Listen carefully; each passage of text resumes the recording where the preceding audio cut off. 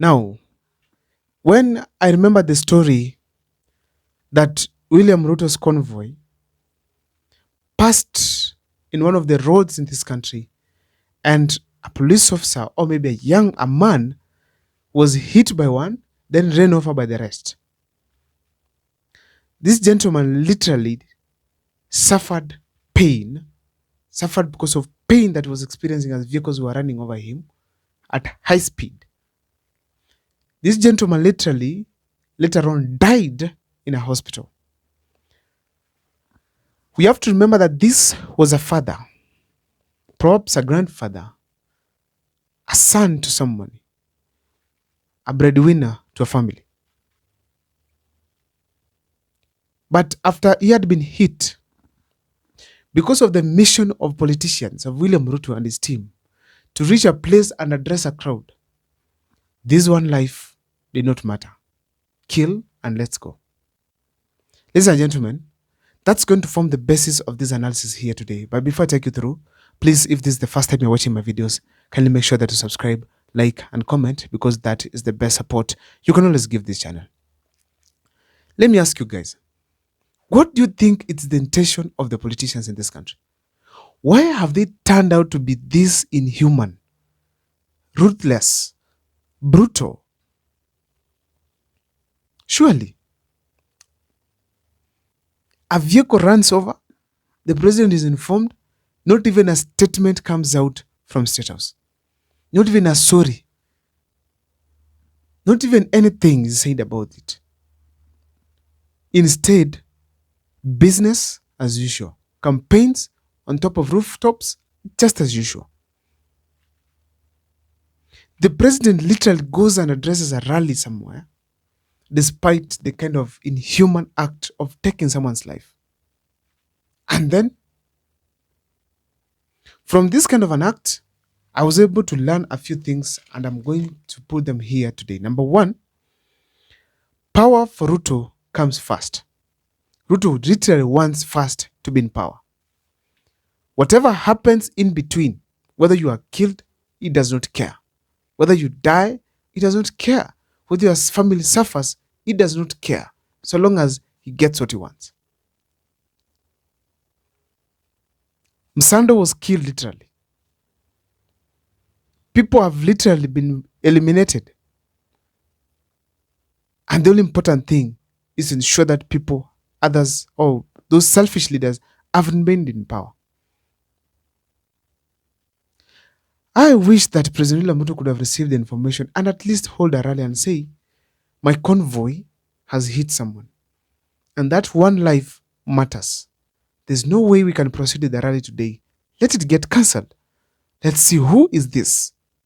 Was hit, is even dead, or alive? But instead, the rallies continue on top of cars, and the gentleman fights for his life, or even is dead, lying in a morgue. And then we move forward and do other things just like normal. Secondly, there's a story going on that a police officer could have been hit. That means that no one is safe. When you see people in the streets demonstrating against President William Ruto, the police officers must stop treating Kenyans as enemies.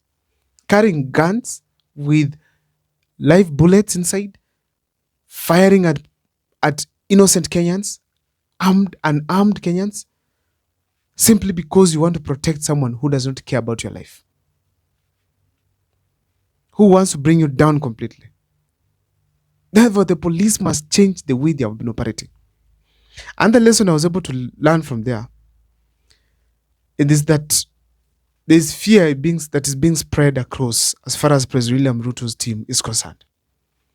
We realized that he went to Mathare, I heard so, and we saw on the clips that there were goons who, after the rally, they literally went and started snatching people's phones from the cars, taking side mirrors, attacking boda riders. Some, of course, were attacked by the Kenyans who are vigilant enough. But the fact remains that it happened live on camera. Meaning that if you're in William Ruto's crowd and you start shouting, Ruto must go, the person standing next to you You don't know whether he's a goon or someone who is also against Ruto or a Ruto supporter, or even a police officer. So you will develop this fear that I cannot shout Ruto must go because a goon can be next to me and maybe you can stab me or beat me up. I cannot shout Ruto must go at any point because I don't know what might happen to me next. Another thing I'm able to learn is that when you're in Ruto's convoy, then you are hit by a car in Ruto's convoy, and then nobody cares. That is fear being spread across that whatever happens to you, we don't care. Even if it's dying, you die. So that's the fear that's being spread across. And as a result, people will start now pulling back when it comes to opposing President William Ruto. We have to remember that abductions were not basically meant for any other thing except spreading fear across the country. Remember, these abductions happen on broad daylight. Some of them in front of cameras. Some of them during the day, like that one of Alfred Mtua, during the day just after church in a traffic. A huge traffic. It was done in public simply so that the youths of this country can get intimidated, can get scared that, oh God, these things are happening. So if they happen to me, if they happen to powerful people, publicly, put on radio, put on TVs, still these people are not released, then I should not engage in anything against President William Ruto, because if I do so, I'm ending up in the same place. So in a nutshell, fear is being spread across as far as William Ruto's team is concerned.